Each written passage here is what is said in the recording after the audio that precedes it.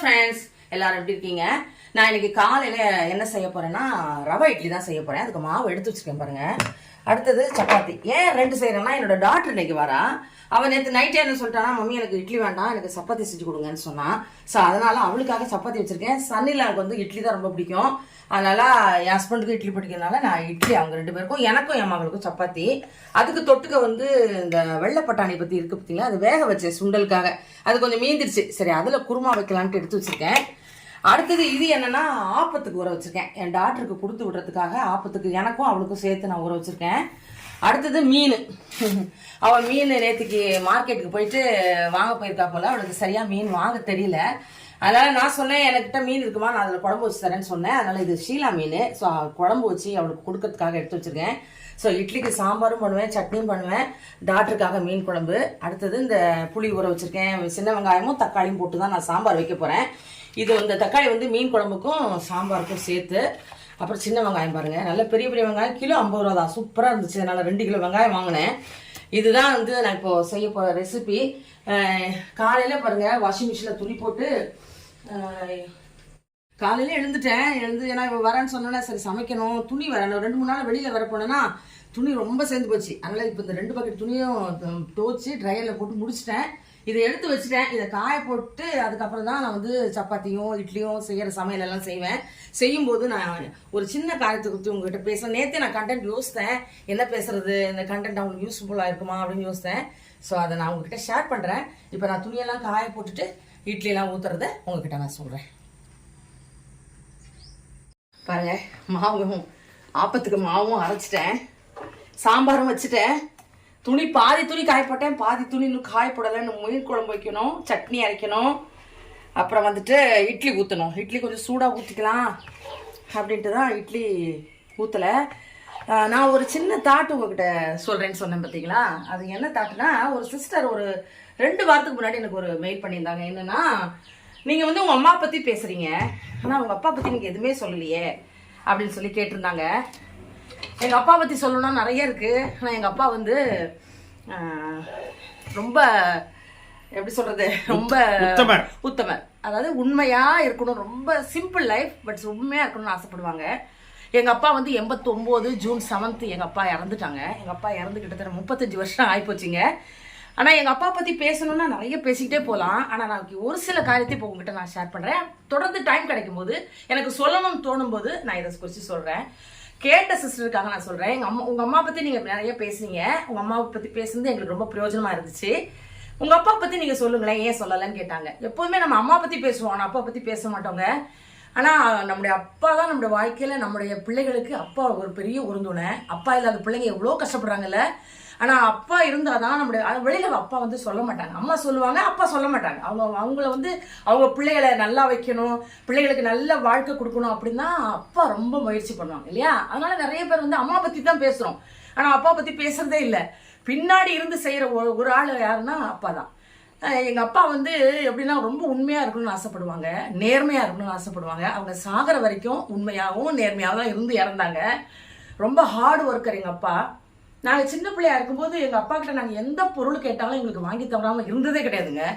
எந்த பழமாகட்டும், எந்த ஒரு காய்கறி ஆகட்டும், மீன் ஆகட்டும். இந்த மீன் நான் வாங்கும் போதெல்லாம் எங்கள் அப்பா நான் நினைப்பேன், ஒவ்வொரு நாளும் நான் எப்பெல்லாம் மீன் வாங்குறேனோ அப்போல்லாம் வந்து நான் மீன் வாங்கும் போது எங்கள் அப்பாவை நினைப்பேன்.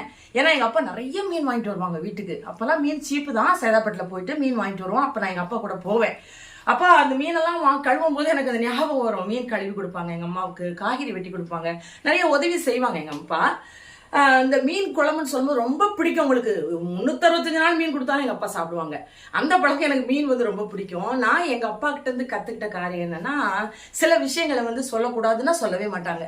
சில விஷயங்கள் அவங்களுக்கு தப்புன்னு தெரிஞ்சுன்னா கண்டிப்பாக பேசிடுவாங்க. உண்மையாக இருக்கணும்னு ரொம்ப ஆசைப்பட்டு எந்த காரியத்தை தப்பு ஒருத்தர் செய்யறான்னா உடனே சொல்லிடுவாங்க.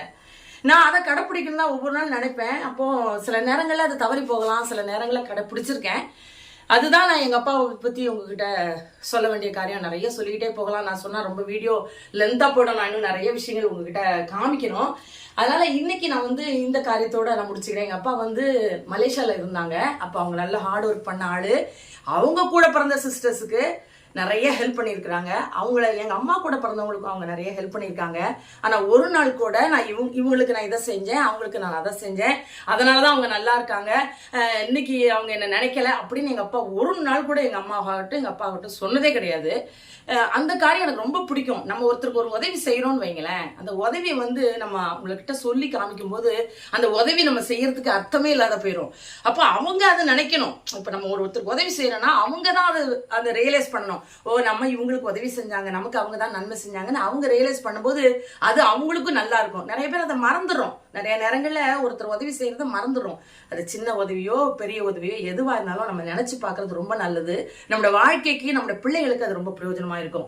நான் இந்த சின்ன காரியத்தோட எங்க அப்பாவை சொல்றதை குறித்து நான் முடிச்சுக்கிறேன். தொடர்ந்து நான் எங்க அப்பாவை குறித்து உங்ககிட்ட பேசுறேன். கேட்ட சிஸ்டருக்காக நான் சொல்லியிருக்கேன். உங்களுக்கு பாருங்க, உங்க பிள்ளைகளுக்கும் உங்களுக்கும் அது ரொம்ப பிரயோஜனமா இருக்கும். தொடர்ந்து நம்ம வீடியோக்குள்ள போலாம். பாருங்க, இட்லி வந்துட்டு இருக்கு. ரவா இட்லி பாருங்க, சூப்பராக வந்துட்டு இருக்கு பாருங்க. அடுத்தது சாம்பார், சின்ன வெங்காயம் போட்டு தக்காளி போட்டு சாம்பார் வச்சுருக்கேன். அடுத்தது மீன் குழம்புக்கு தாளிச்சிட்டு இருக்கேன். வெங்காயம், தக்காளி, பூண்டு வச்சு அரைச்சிருக்கேன். இப்போ அதை நல்லா எண்ணெயில் போட்டு வதக்கிட்டு அப்புறம் நம்ம இந்த குழம்பு மிளகாத்தூள் அரைச்சி வச்சுருக்கோம்ல, அதில் 2 ஸ்பூன் போடுறேன். இது மட்டும்தாங்க நான் போடுவேன்.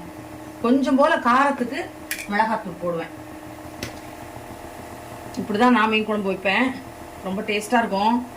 தேங்காய் போடக்கூடாது, போட முடியல, டாக்டர் சாப்பிடக்கூடாதுன்னு சொல்லியிருக்காங்க அப்படின்னு சொல்லியிருக்கவங்க இப்படி ட்ரை பண்ணி பாருங்க. ஒரு சிஸ்டர் கூட என்கிட்ட கேட்டாங்க, நீங்கள் எப்படி தேங்காய் போடாமல் வைக்கிறீங்களே, நல்லா இருக்குமா குழம்பு அப்படின்னு கேட்டாங்க. அது நல்லா இருக்குங்க, ட்ரை பண்ணி பாருங்க. பார்த்தா தானே நல்லா இருக்குமா நல்லா இருக்காதான்னு தெரியும். இதே மாதிரி ட்ரை பண்ணி பாருங்க, ரொம்ப நல்லாயிருக்கும். இப்போ நம்ம அந்த மிக்ஸி அரைச்ச தண்ணி இருக்குது பார்த்தீங்களா, அதை இதில் ஊற்றிட்டேன். அடுத்து நம்ம என்ன பண்ணணும்னா புளியை கரைச்சி ஊற்ற போகிறோம். அவ்வளோதான். மீன் குழம்பு கொதிச்சோன்னா மீனை போட்டால் சாப்பிட்றணும். சப்பாத்தி போடணும். அடுத்தது குருமா வச்சுட்டேன். இதை பாருங்க, காமிக்கிறேன் பாருங்க. குருமா பட்டாணி போட்டு குருமா வச்சேன். அடுத்தது பாருங்க தேங்காய் சட்னி வச்சுட்டேன். இன்னும் சூடாக சாதமும் சப்பாத்தியும் தான் போடணும். இப்போ எங்கள் டாக்டர் வந்துட்டா, டாக்டரும் சன்னிலாம் வந்திருக்காங்க. இப்போ தான் சப்பாத்தி போட்டுட்ருக்கேன் அவங்களுக்கு. இட்லிலாம் பண்ணிட்டேன். இப்போ பாருங்க மீன் குழம்பு வச்சுட்டேன். எல்லாமே ரெடி. இப்போ சாப்பிட வேண்டியதான். சாப்பிட்டுட்டு அடுத்தடுத்து நாங்கள் என்னென்ன செய்யறதை உங்ககிட்ட நான் ஷேர் பண்ணுறேன். டாக்டர் வந்துட்டு போயிட்டா. அவள் வந்து ஸ்டே பண்ணலை, ஏன்னா அங்கே சண்டே சர்ச்சுக்கு போட்டு கிளம்பி போயிட்டா. அதுக்கப்புறம் நான் இன்னைக்கு வந்து எடுத்த வீடியோ தான், அடுத்த நாள் எடுத்த வீடியோ. என்ன வச்சுருக்கேன்னா தக்காளி ரசம் வச்சுருக்கேன். அப்புறம் வந்து கத்திரிக்காய் கூட்டுங்க இது. அப்புறம் வந்து மீன் வறுத்து வச்சுருக்கேன்.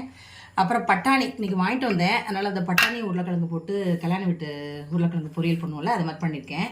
அப்புறம் சூடான சாதம், அப்புறம் நேற்று வச்ச மீன் குழம்பு கொஞ்சம் இருந்தது எனக்கு, அதுக்காக எடுத்து வச்சுருக்கேன். இப்படி தான் என்னோடய வீடியோ இந்த நாள் போச்சு. நேற்றுக்கும் ரொம்ப நல்லா ஜாலியாக இருந்தது. 2 நாள் வீடியோ இது பாருங்கள், எப்படி இருக்குன்னு சொல்லுங்கள். நெக்ஸ்ட் நம்ம இன்னொரு வீடியோவில் மீட் பண்ணலாம். பாய்.